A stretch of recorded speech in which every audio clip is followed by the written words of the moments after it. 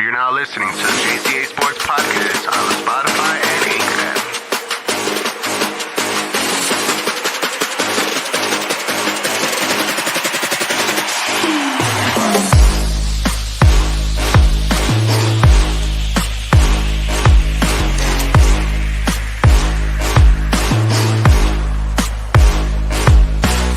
To the JCA Sports.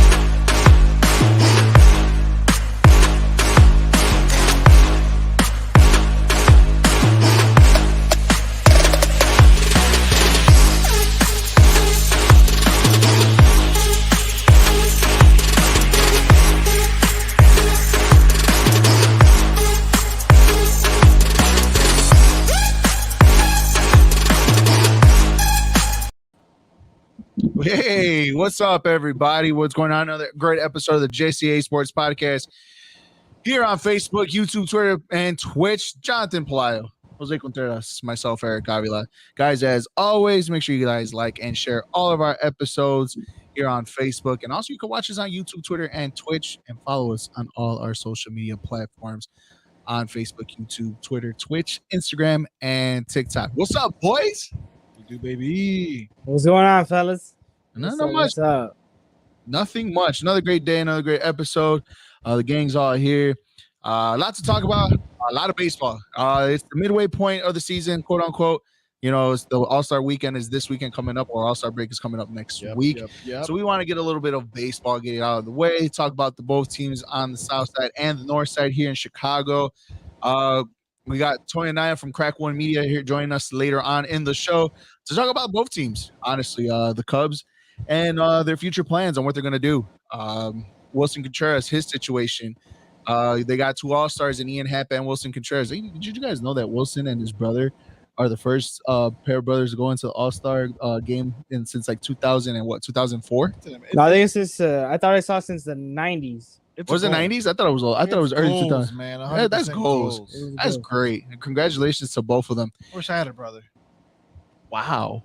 Wow. You mean your brother wishes you were athletic, Jose? Yes, John. Thanks, exactly. That's what it is. That's the one right there. And then the White Sox only had Tim Anderson going to the All-Star game, right? Yeah. We'll talk about who got snubbed, but yeah, we got TA going. Yeah, so there's a lot. Again, Tony and I are coming up. Crack One Media. I don't know why I'm so itchy. Crack One Media coming up to his blogger for the Cubs, and also we're talking about baseball. But first things first, we're gonna get off cracking with John's top 10. We're having some technical difficulties over here on end of the top 10, so John's just gonna name them, starting All from good, 10 man. to number 1 on our weekly top 10 post from Jonathan Pelayo. Free ball it, John. Free ball it. Free ball. Hey, John, what you got? it's a good thing my camera only covers from chest up, because you know. Yeah, exactly. Oh Lord. But wait, before I go into this, you guys can probably guess it. If you have anybody that's a baseball fan can guess it, we have a new team being introduced in the top 10. Y'all probably gonna think I have them a little too high. I am a little biased because y'all know me. But when this team said, you'll understand why. We'll touch base on it. But at number 10, I almost didn't put these guys there, but they got to be there by default. They have a slight lead in their division, the number 1, the Milwaukee Brewers. Now, it just seems like the Brewers and the Cardinals have just been so terrible lately. Like, you guys know I like to bet, and I've lost some money in a couple parlays because the Brewers can't beat the Pirates, because the Cardinals can't beat the Reds, the Pirates. I'm just like, Jesus, but the Brewers still have that edge in they have that lead. So by default, they're there. Another team by default, wish it was my team, but the Minnesota Twins at number 9. This team, they still lead the division. Like Eric mentioned, the All-Star weekend is coming up, and it's like you really didn't expect the Twins to be in first place going into the division. And the Sox, they had some crucial games against them. We still have crucial games coming up against them where they could have gained some ground on them, and unfortunately, they just couldn't get the job done. The Twins are just that pesky team, man, because you don't even have let's be honest, when you look at the Sox, the Twins, they're nothing compared to what the AL East has been all year long. Oh no, definitely not. No. No, it's they're definitely the weaker teams in the American League, and thanks. So at number 8, I have the San Diego Padres. They have dropped. in my rankings. But that's because I'll touch base. A couple teams that just got hot the right time. Again, the Padres have touched this. They have that stacked pitching on paper, and it just doesn't. They just don't show up. They don't dominate like you would think that rotation would. Fernando Tatis still hasn't played yet. He's still got all-star votes. That's weird. I mean that it just shows you they want stars there. That's Exactly. It just shows the fandom. It's all about the hype. It's what it is. Fernando Tatis attracts to the younger crowd. You have those Tatis fans. And I mean, shout out to them. They've ordered their boy. I'm happy to see Machado's finally being loved over there. He's definitely shining in the absence of Fernando. He's been carrying his team. At times, I've watched a couple Padres games. He gets a couple MVP chants here and there. He's been doing his thing, holding it down for the Padres again.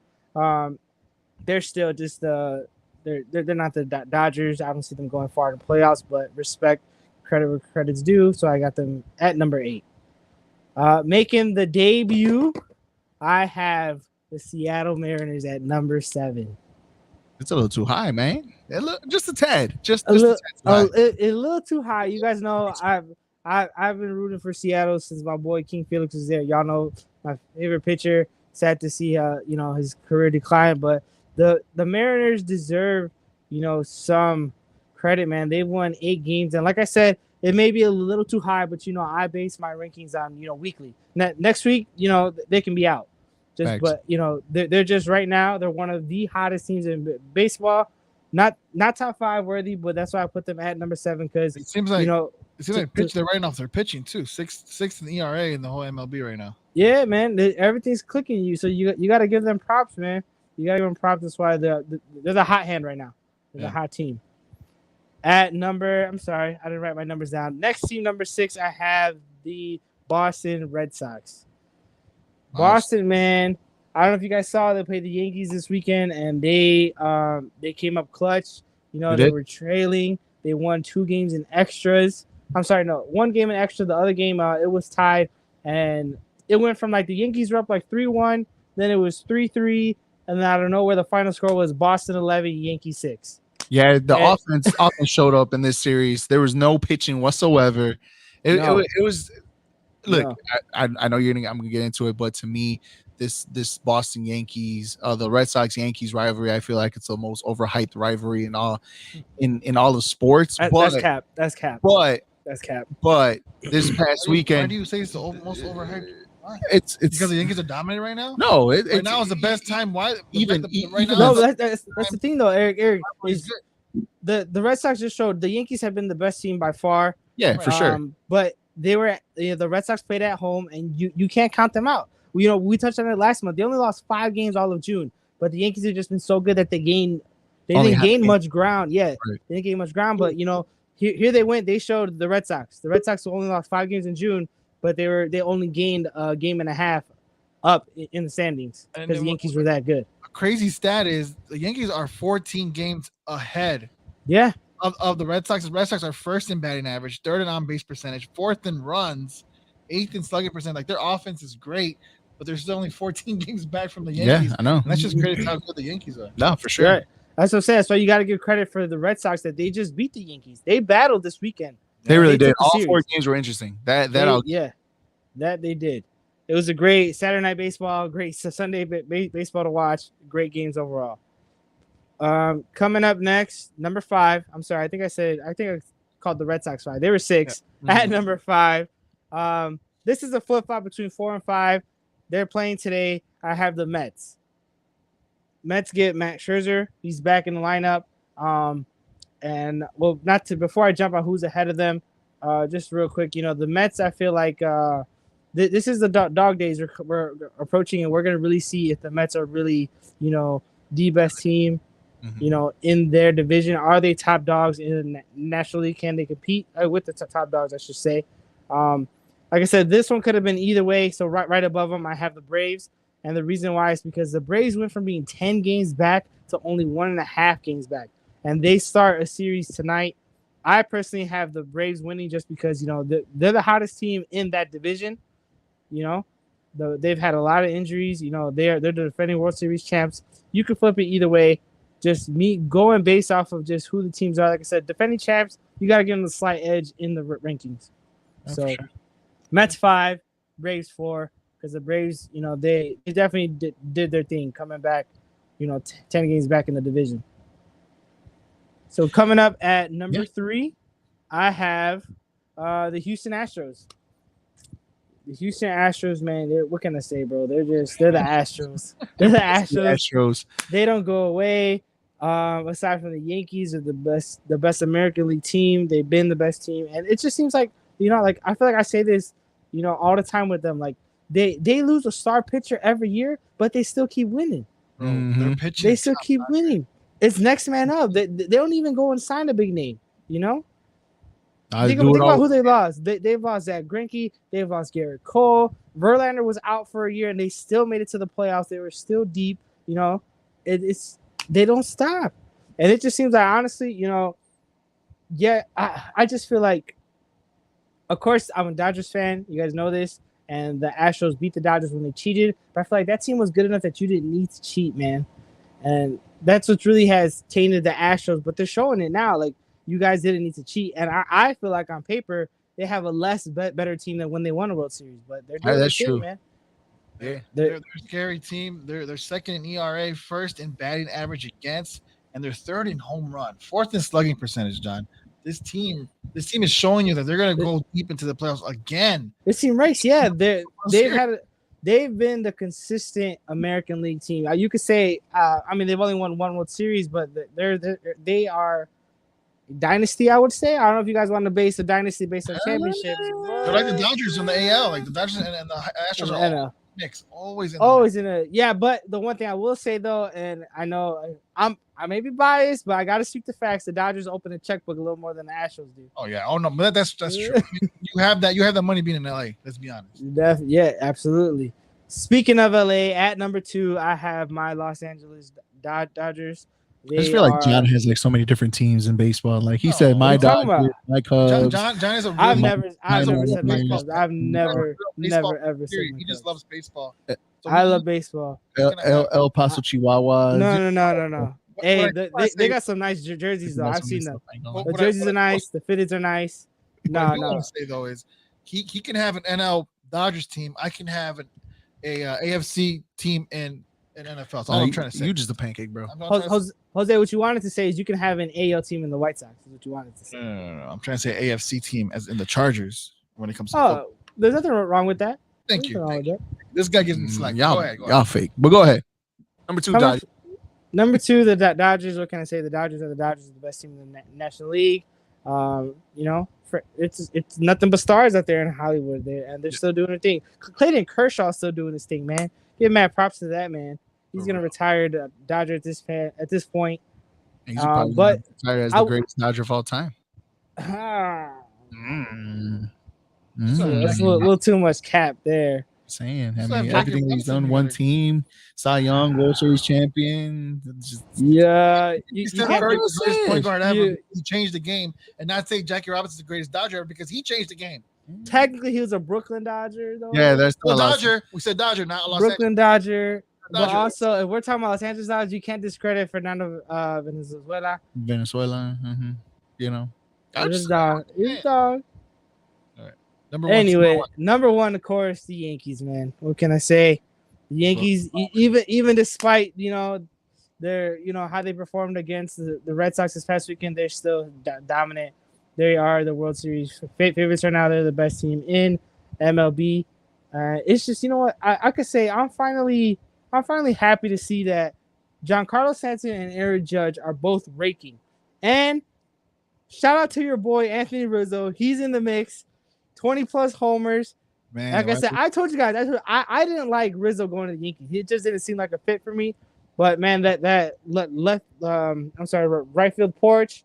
He's a left-handed hitter. He's doing his thing, man. He loves it out there, man. He loves it. Good for him. I miss him. I miss him. I know you guys definitely missing the way he's been before me. I can honestly say we can ask this question a little later. He won the breakup. Yeah, he won the breakup. No, but you could say out of all the Cubs that you missed that broke up from the core, you miss him the most. Oh no, 100%. I mean, yeah, for sure, 100%. 100%. I mean, my heart, I cried. He Okay. Well, I it's because he was part of the playing rebuild. Barca all over my story, Mr. Moore. Yeah. But it's because he was a part of the rebuild. Right. Exactly. Right. That's all it was. But he was the most consistent out of all of them, though. To be honest, he was Mr. Consistency since the moment he came. Even when they were losing, his numbers in the back of the card were all eerily similar year in and year out. Oh well, him and Starlin Castro were like the only All Stars for like 3 Right. years. So yeah, I miss him. Castro. I miss him. Castro. You know, My brother's lucky. You know who else is very consistent? Tony Anaya from Crack One Media. That man is consistent. He definitely is. Hey, can I just say, man, my boy made the Dean's List again at DePaul, bro. Consistent is key. And he is Come on, bro. He is here with us today. Hi, friend. Mr. Tony Anaya from Crack One Media. What's going on, What's brother? up, guys? How you doing? What's up, brother? What's up, gang? Congratulations once again, Dean's List, DePaul. That's Dean's List, Chicago Dogs. What's Yeah, up, you know, man? gotta rep the there best you team go. in I see him Chicago. representing too as well. Good job, good stuff, Tony. Welcome to the show once again, man. Obviously, we couldn't have a baseball show without Tony and I here. We talked to him in the beginning of the season before the season started, and now we're at the midway point. Gotta bring him in. We gotta talk about the both teams on the north and south side. Let's start off with the Chicago Cubs, Tony. And look, we have 2 All-Stars, which is weird on this team that's, what is it, like 12, 14 games under 500, whatever the total may be. Yeah. But the two consistent players that the Cubs had this year, in Ian Happ and Wilson Contreras, they definitely deserve to be on this All-Star team. The real 100% question is, why is Wilson Contreras still on this team? And we all thought he was going to be traded, but, I guess trade deadline is where we're going to see Wilson Contreras be gone. Yeah, probably just because that's probably where you can get the most value out of him. Especially for all those contending teams who are just one piece away, or people who can afford to give him an extension. I mean, we can afford to give him, but we can. They just don't want to. But they're really going to wait until probably the last minute, because they're going to want every little prospect that you can get, because you can argue he's top 3 catcher for sure, and he's been probably the best this season out of like Alejandro Kirk. No, yeah, that's no, absolutely, I agree. They are gonna. I think the Cubs are gonna milk it. I know you Cubs fans love Wilson Contreras. Even I respect him for his talent. But I kind of feel like the Cubs owe it to him to let him go, be with the contender. At this point in his career, he shouldn't be the main piece of a rebuild anymore. Yeah, I uploaded. It's gonna get uploaded to Crack One, but like I haven't written anything for a while about the Cubs because it's just so disappointing. But like these players, this city, I feel like they deserve better. Instead of like consistently calling it like a retool or whatever. No, it's a rebuild. It's a rebuild. Commit to it.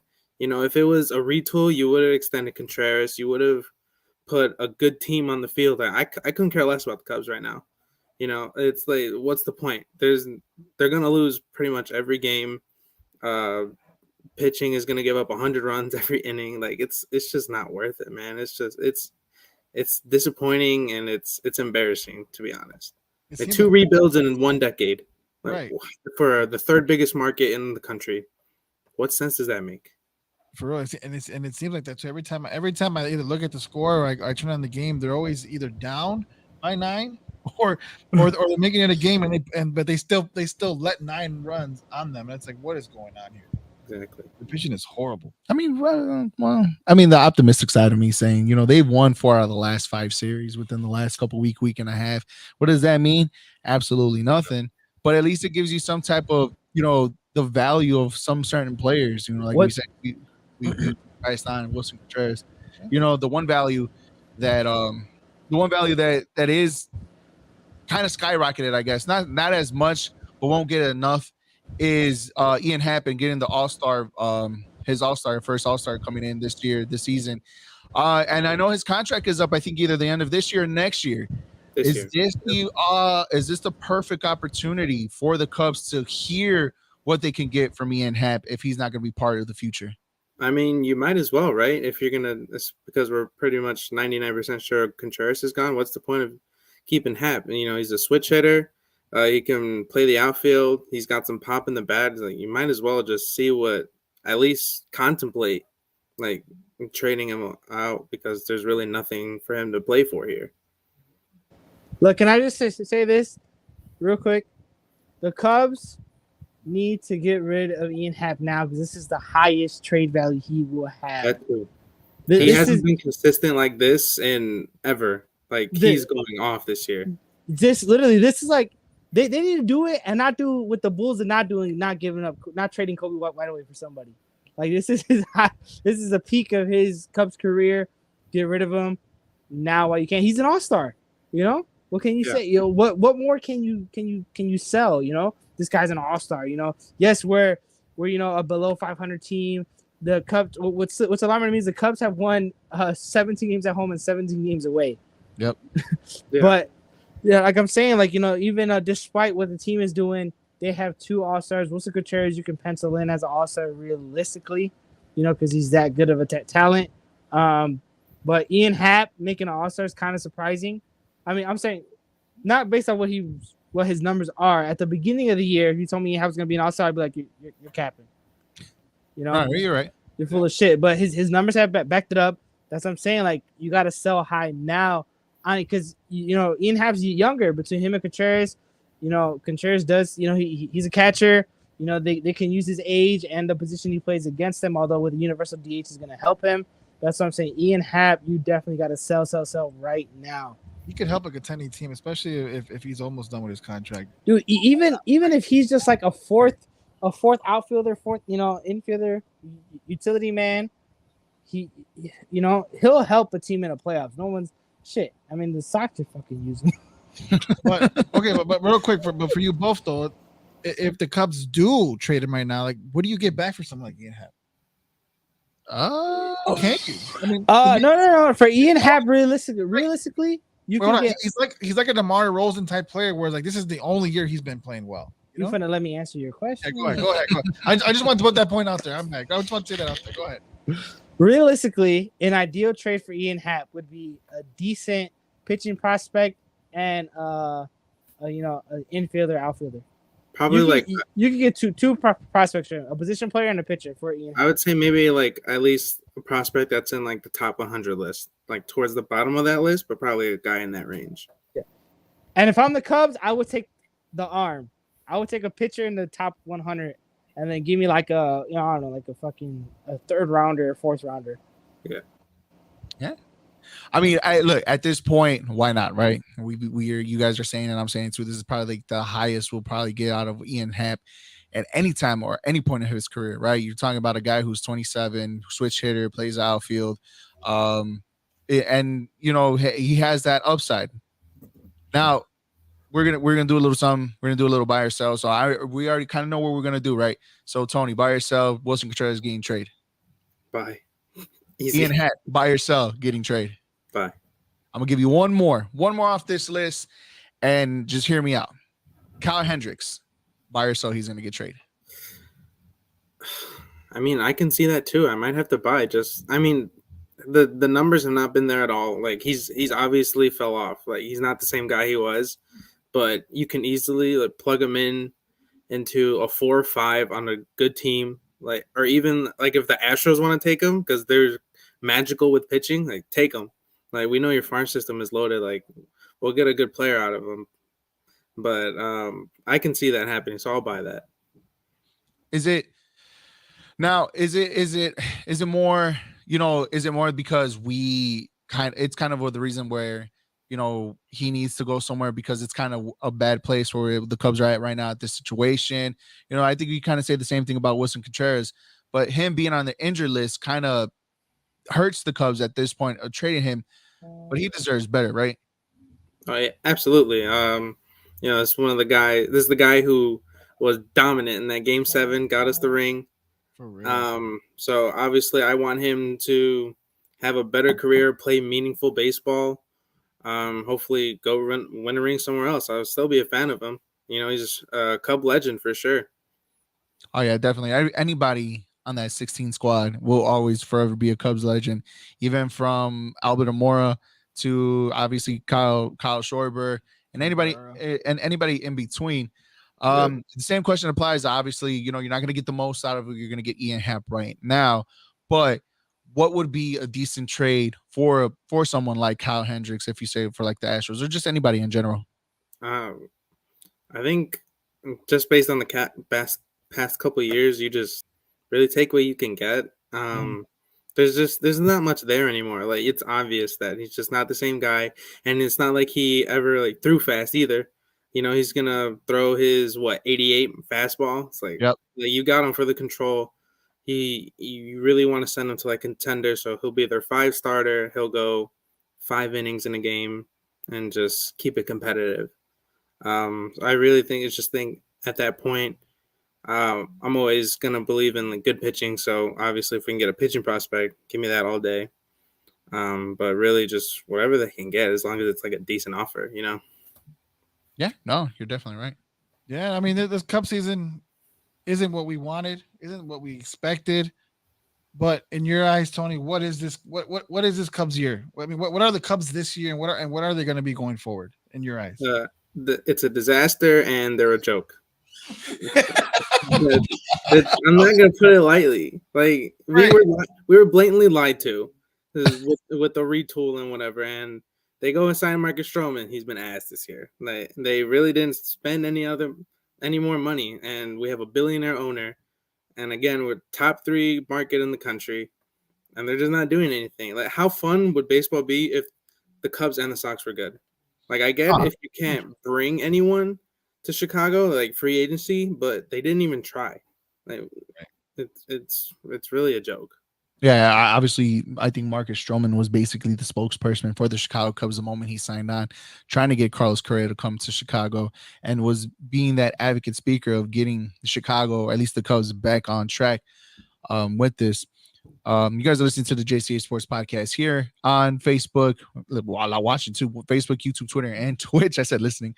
You can follow us on all our social media platforms, Instagram, TikTok, and Twitter. Guys, make sure you also hit the like and share button on all of our episodes, not including our episode or shows, but also the Sports Trip Live with the Contreras Brothers and the EAFP podcast too, as well on Facebook.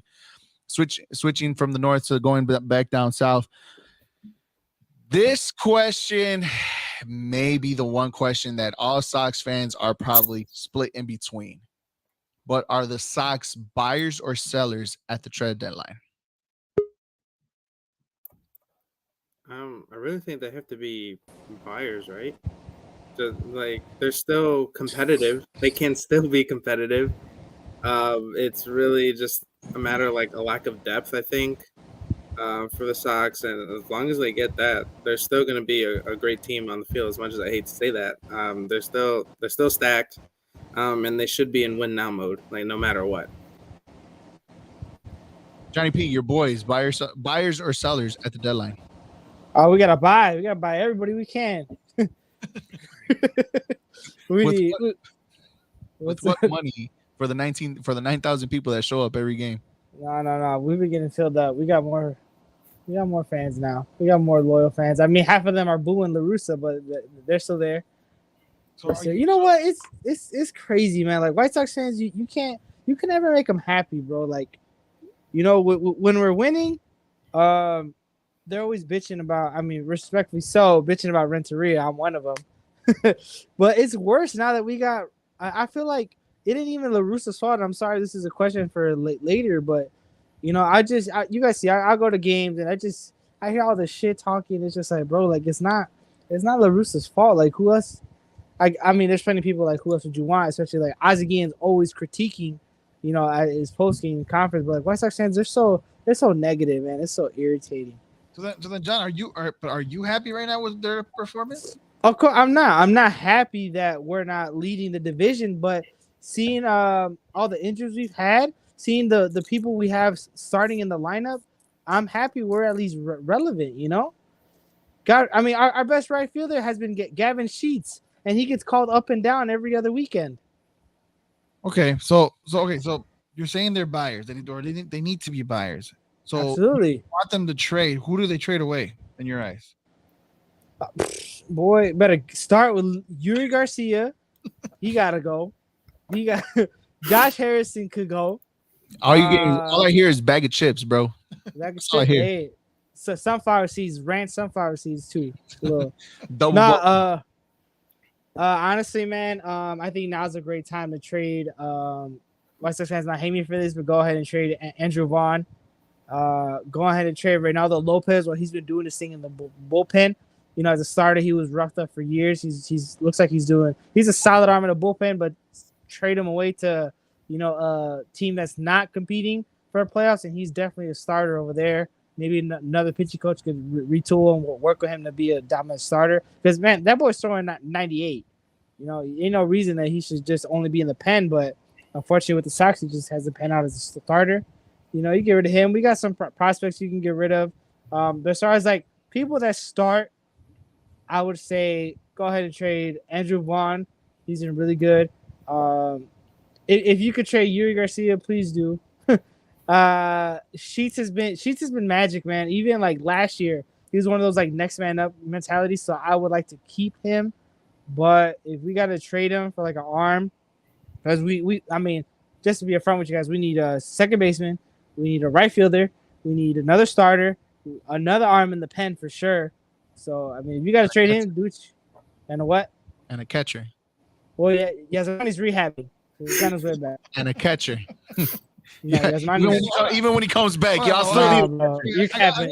You're capping. A healthy Yasmani Grandal is top 3 catcher in the league. I got one more question that just came to my head right now that I've been wanting to ask you for the longest. This is the second year now that your team is riddled with injuries.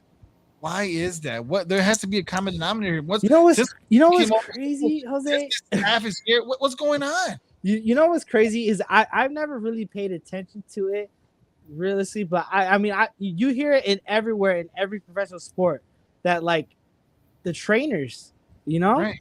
And like I never bought into that. I'm just like, oh, it's just like shut up, just show up, work out, go play. But like for instance, Yohan Moncada can't stay healthy. And it's like this is a dude like you look at him, he's in great shape. He was raking in Boston, #1 prospect for a while. This is a guy constantly getting injured. Eloy Jimenez, and it's like, man, like you said, there's a common denominator somewhere. And like I was saying, like I touched on it earlier. Always blaming La Russa. You can't blame La Russa for a guy pulling his hamstring running down first base, man. That's whatever his diet is, whatever he's doing with his trainer. And it's like, man, it's just. I never bought into it until like I guess my team finally suffered from it. Before I'm biased. Like you guys are getting paid millions. Shut up and show up. Right. What do you guys got to do? Wake up early, work out, eat, work out again, warm up, and then you get to shoot the shit before the game starts, and then go play. But no, like like you said, man, it's the injury bugs again, and that's what I'm saying. Like you can't blame La Russa. Yes, it's disappointing where the Sox are, but at least we're in second place, in a position where we don't got to just fire everybody, sell everybody, because like we've been hit with the injury, but bad, man. And I feel like anybody that you guys even bring in, like it's still that effect, that injury bug effect, because like Jose said, back to back seasons where the injury bug hits the White Sox again. But again, like, is there anybody in this organization or in this team to blame for what is right now the first half, a very disappointing first half of the season for the White Sox? Tony.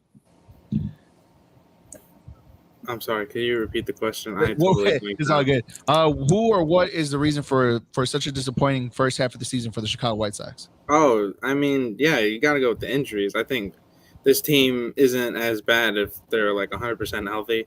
Like John said, Yasmani, when healthy, he's probably top 3. Like, yeah, the batting average hasn't been there for a while, but somehow that guy gets on base all the time. It's crazy. When he rakes. Yeah, when that guy goes on a dinger spree, like it's over for everyone. Just like he was doing last season towards the end. It's really just injuries. You really can't get that full team chemistry. You can't get in a flow if everyone's not there. You really need everyone to play just to get that energy going and have fun. Same question applies to you, Johnny boy. What's the reason why the Cubs?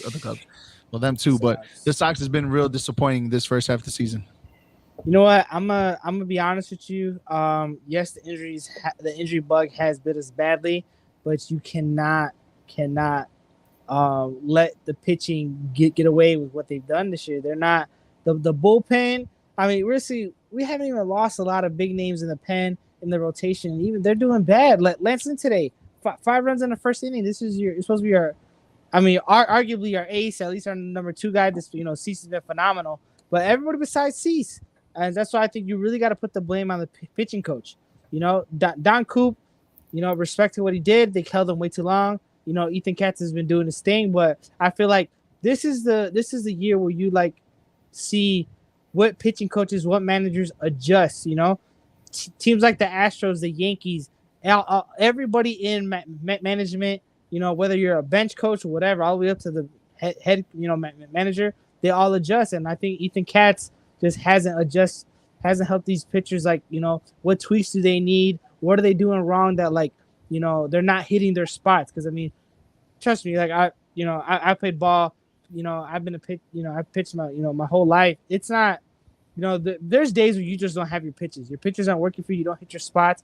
But just a slightest tweak in the mechanic and it's money. I don't even got to look at the glove. I could throw it right there. So when you got professional athletes getting paid millions, it's no exception to why you're missing your spot every start. I can understand one game, you hang a curveball, your slider just won't, it's not sliding, the cutter won't cut, your fastball, is not 95, 96, it's not 93 today. But it's when you got pitchers constantly missing their spot, constantly walking guys, that's mechanics, bro. So you got something's got to give, and I honestly, if the Sox don't make a playoff run, I could easily see where La Russa stays, but our pitching coach is gone. La Russa's a Hall of Fame manager.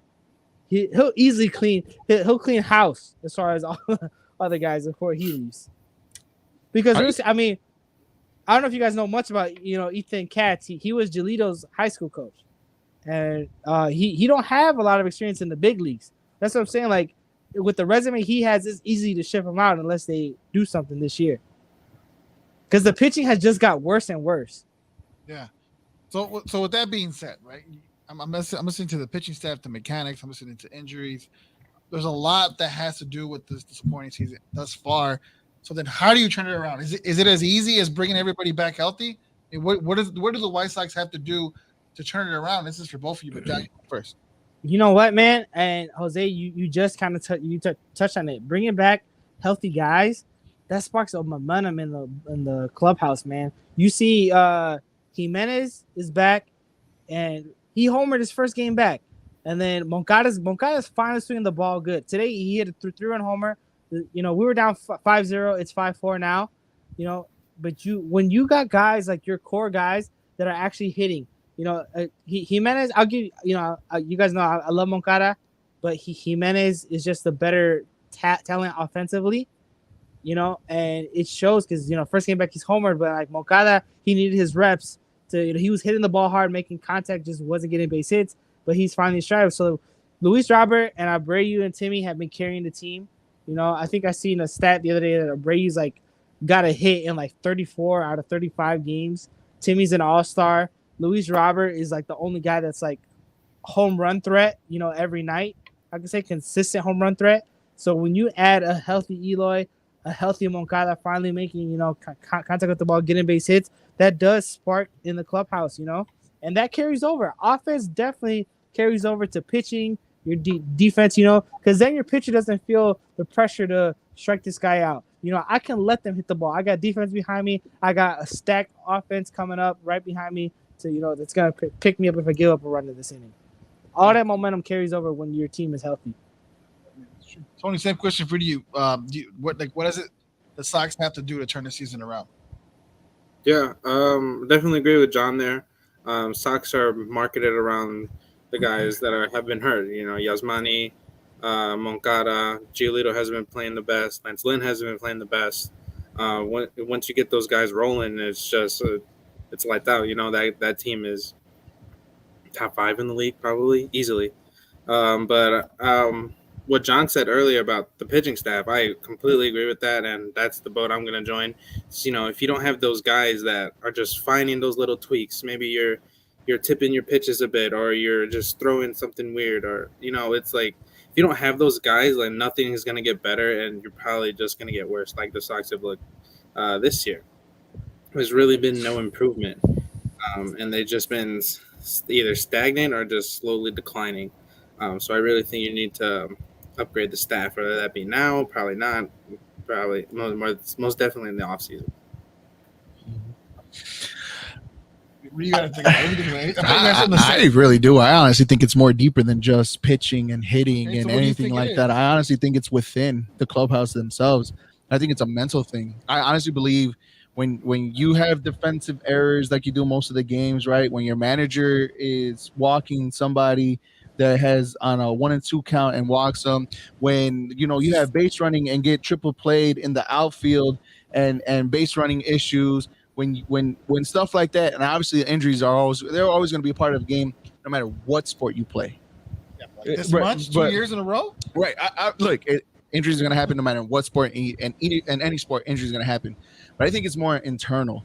I think this team, there's something about this team, even if this team was 100% healthy in the beginning of the season, they still struggled having, I think it was like a 7-8, 8-9 record. Like they were still finding their way through. And then the injuries happened. It's the same story that we had for the White Sox this year, last year, right? If they're healthy, if they're this and they're that, yes. And then when they were finally somewhat healthy, yes, they made the playoff push, but they still won the same amount of games last year in the playoffs and last year they did the year before that. Now I think it's this team. Something is up with this team internally. I always said to you guys, and I'm still a proponent after this, that the worst signing that you guys did a few years back was hiring Tony La Russa. I get it, Hall of Fame manager. I get it. He's all that in a bag of chips. He's won World Series, but you talk about you got a guy who hasn't coached in 10 years to coach this team again.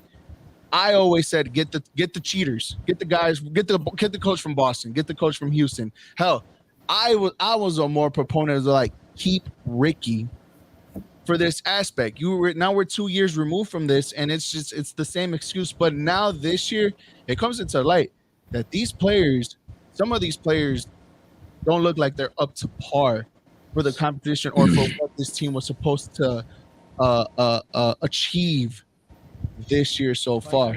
You know what it is, Eric? I think I hear you. You know, the errors, base running errors, but I don't think that falls on La Russa, bro. I think it falls on these guys, these young players, just putting too much pressure on themselves because of all the injuries. You know, they're young, inexperienced. They got World Series expectations. You know, you got guys that got extensions before they even came to the minors, while they're still in their rookie deals, getting extensions because y'all supposed to be the core for the next 5-10 years. That's a lot of pressure to put on these guys, and I don't think it's La Russa. Because here's the thing, you know, I feel like baseball is probably the most consistent game as far as like rules that don't change. You know, you got BS fouls in football, basketball, soccer with the VAR. You know, you can't change much in baseball. Throw strikes, hit the ball, move the guys over on base. You know, that's it.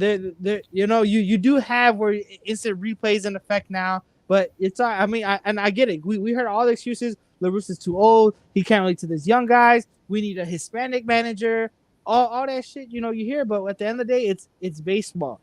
You know, for the reason they call it boring is the reason why it's so great, because you really have it. You know, every coach I've had, you know, has always said baseball is 80% mental.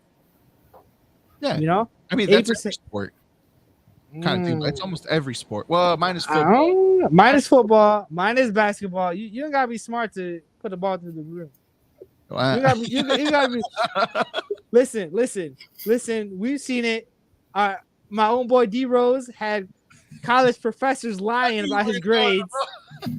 Lying about his grades, bro. We literally got active gang members in the NBA. Come on, bro. You know, it ain't 80% mental to hoop. I'm just saying, bro. I mean, I get it, but you're right. It's like this. Whether if the team puts the pressure, my question to you is like, so what's the difference between Tony La Russa and Ricky Renteria, with this staff, with this team? Because I see no difference, honestly. The only difference is the age difference, and I felt like Ricky Renteria, right, and that too.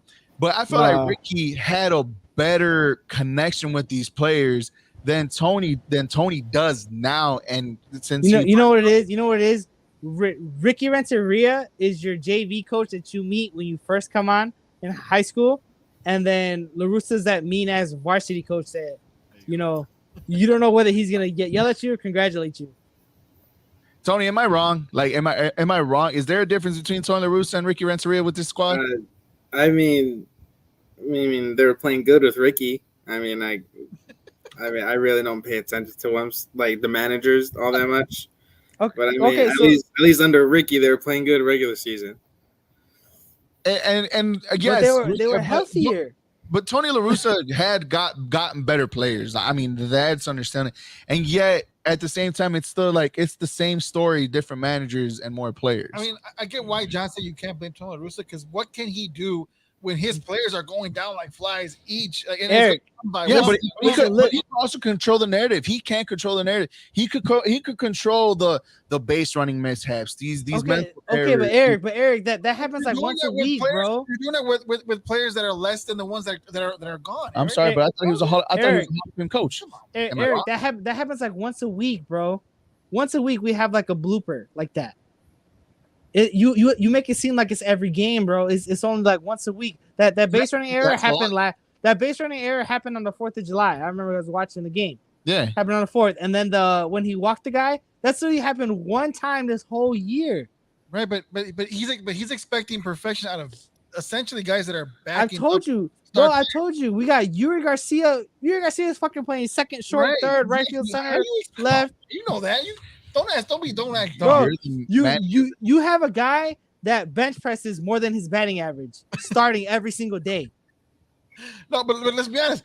We could take it into soccer. Take a star player out, back him up with just anybody, and you expect him to do the same production or what? All right, what league are we talking about? It doesn't matter what league, Derek. What team are we talking about? Any sport in general. You can't have a backup player come in and just expect everything to be the just perfect like it once was. You see, but it's more of a unified type thing in soccer than it is in baseball. Honestly, it really isn't. It's tactics behind it and all that. But no, I feel like coaching is more important in soccer as far as tactics. Yeah, that's for sure. 100%. You have a mystery question. That was a mystery question. Wait, hold on. Yeah, that was it. Wait, all that suspense earlier for this? Wait. Well, that was your mystery question? Yeah, it was. Okay, so I know I had technical difficulties. I have a Cubs question for all three of you. Okay. Yes. Do you guys trade Nico Hoerner right now? I'd say no, just because you really can't get anything for him. Bro, he's batting 300. He leads the team with a 306 batting average. Batting average doesn't matter when you don't have pop, especially now, and you're not getting on base on much. Bro, and he has 5 home runs to Ian Happ's 8. You can get something for Ian Happ right now. I think the only difference is I'm sorry, Ian Happ for Hoerner. You can get a little something for Hoerner. Guys will pick up the phone and make the call for Hoerner. How many shortstops do you have in your farm system, in your bench? That's what I'm saying. Like, Hoerner's a guy that you can trade for at least a pick or 2. I do it. I say no. And the only reason why Okay. So before you answer that, before you say why, is he the shortstop of the future for the Cubs? No, probably not. Probably not. So why not trade him? Right, so I wouldn't say trade him this year. Yeah, I think he still has a lot more developing to do. But do you see him consistently batting 300? Yeah, I think he can be one of those guys for sure. I want to see how the power develops. Like nowadays, it's like if you're not hitting dingers, you're not gonna be useful to a team. So I don't know if he needs to hit the weight room, we get up with the launch angles, but Wisdom leads the team with 17 homers. So you keep him for sure. He's a part of the rebuild. He's untouchable. Well, no, because he only hits dingers. That's his only value. That's his only value. So would you trade him since there's a universal DH? Or are you guys kind of like at the standpoint like, you know what? I'm only trading my all-stars. That's it. And maybe Hendricks. I'm all for trading whoever the hell on this team you have to trade to get pieces to get us to where we need to go to be successful again. Because right now it seems like the Cubs are only banking on what they can get from via trade through prospects. That's how they're trying to, I guess, elevate this team once again, like they did And the last rebuild, they got everything through prospects and free agency. That's what it seems that they're trying to do again. I mean, if you got to trade. I think Nico is the perfect bridge shortstop for whoever is in your farm system or whoever you can get. You could get by with Nico. Obviously, a 300 batting average. You're not going to get a lot of home run production out of him, but you're going to get a lot of on base percentage from him, and you're going to get a hit or two from there. His defense kind of questions me a little bit. His arm is not as strong as we normally got used to, even when Starlin Castro was here, and not obviously Javi Baez, who threw like 98 miles an hour from third base on when he was catching these balls. But I think Nico's that perfect bridge shortstop that you could kind of see what we got around him to maybe we can move him around to whatever position. Because obviously, if you're a shortstop, essentially, if you're a shortstop, you can almost play any position in the diamond outside of first base, if I'm not mistaken, or maybe even first, or maybe anywhere, because your shortstop is your most athletic position and most athletic player in your team. But do I trade Nico? No, I think he still helps this team. I feel like he still helps this team somewhat, some way to develop and have that bridge. So your next superstar shortstop. I just kind of felt like, who was it? The Cubs signed Villar and Simmons. Yeah, and they've been nothing but trash. I think Villar was a DFA. No, I feel like those would be your bridges. No, but look, with Nico, he's what, 24, Tony? 25, I think. 25. So he's still at that side where you're like, okay, you could still have something with him, and then you still got him for years to come in that position. If he develops his game a little bit more, right? I think he needs a little help on the defensive side of the ball. Obviously, that like you said, Tony, home run wise, the pop is not there like we used to see with Starlin and Javi, but he's there to mold that. Get on base to get on base. He gets on base. You know, with Javi and Starlin, they were home run threats or strikeout threats. Yeah, but and then with Nico, you get a whole new different, I guess, style.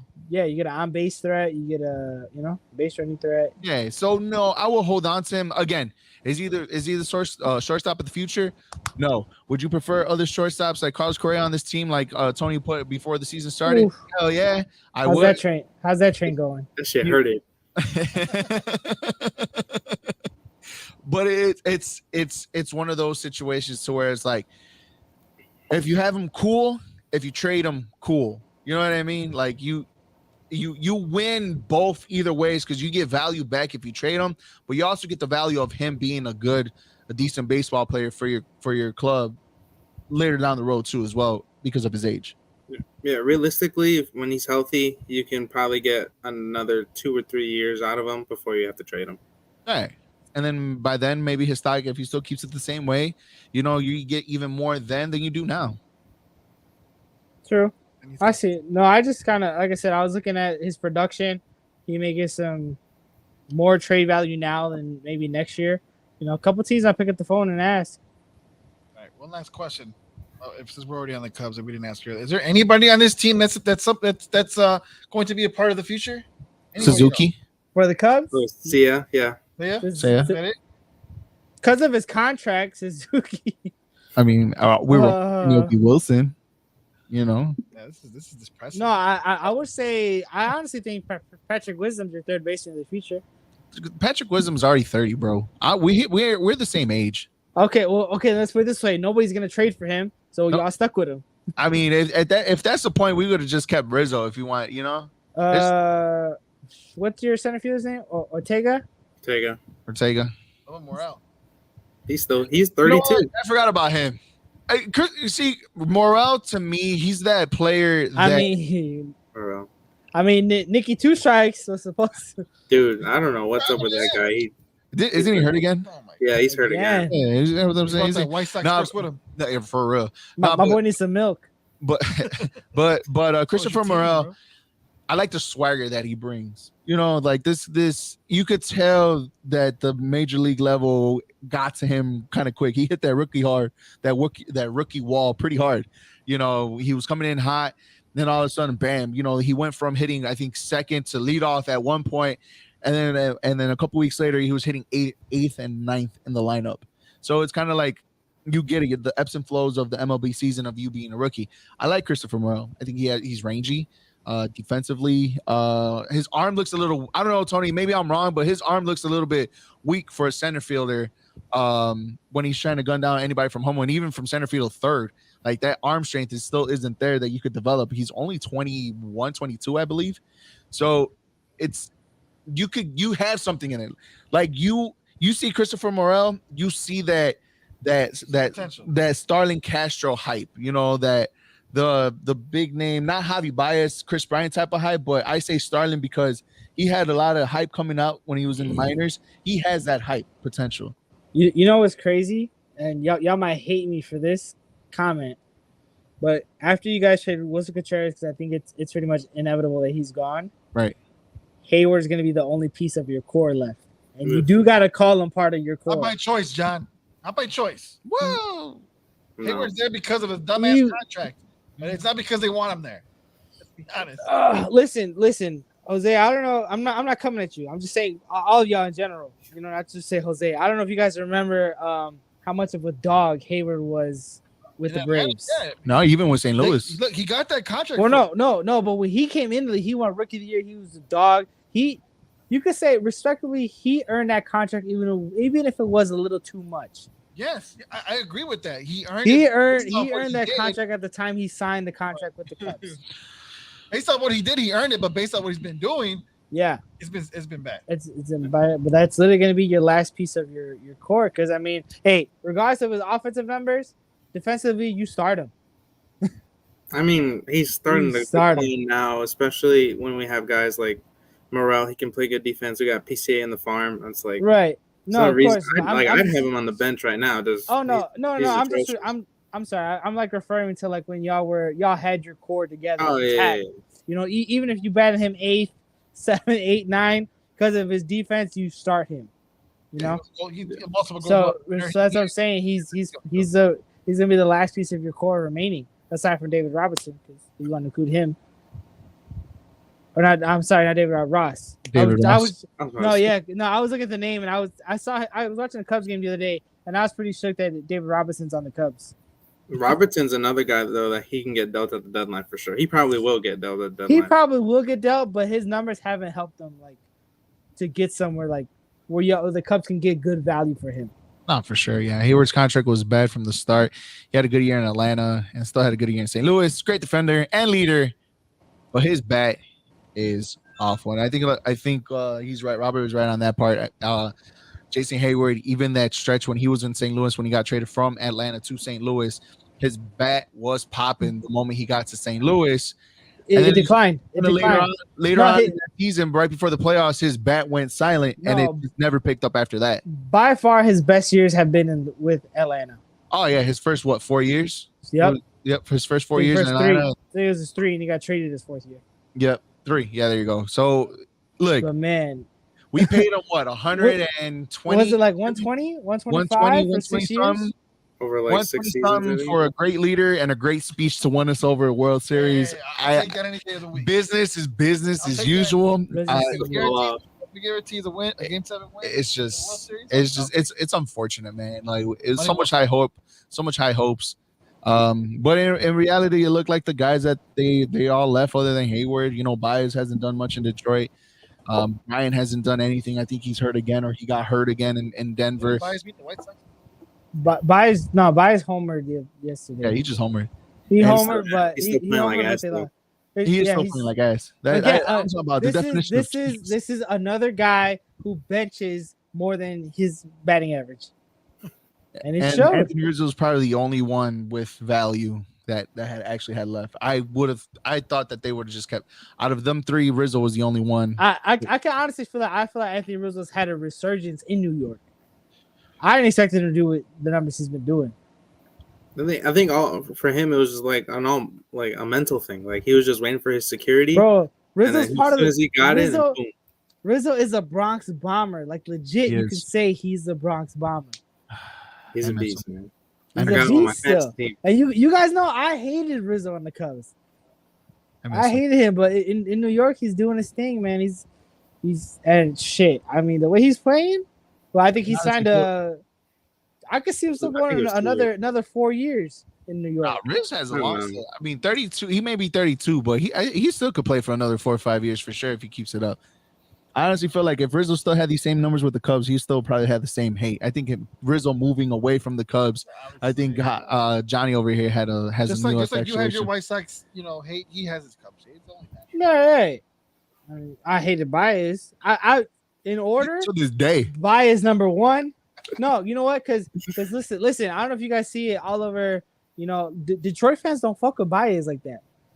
no, They boo him. I see even like him in New York. I see it on TikTok. I see it on Instagram, Facebook. Like motherfuckers, they outside of Chicago, they view Javi Baez as overrated, overpaid, and at that, really, out of all the shortstops that got paid, he got the least amount of money.